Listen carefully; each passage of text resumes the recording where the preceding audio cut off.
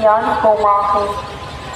சந்தோஷ ரகசியத்தின் மூணாமത്തെ രഹസ്യം, പരിശുദ്ധ കന്യാമറിയം തന്റെ ദൈവകുമാരനെ ബെത്ലഹേം നഗരിയിൽ കാലികളുടെ സങ്കേതമായിരുന്ന ഒരു ഗുഹയിൽ പാതിരായ്ക്ക് പ്രസവിച്ച് ഒരു പുൽത്തൊട്ടിൽ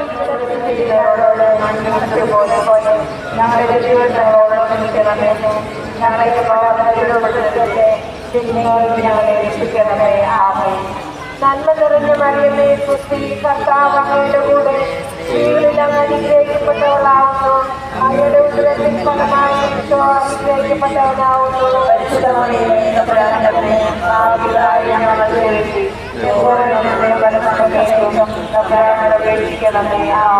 നന്മ നിറഞ്ഞ മറിയമേ, സുസ്തി, കർത്താവ് അങ്ങയുടെ ഉദരത്തിൻ ഫലമായ ഈശോ അനുഗ്രഹിക്കപ്പെട്ടവനാവുന്നു.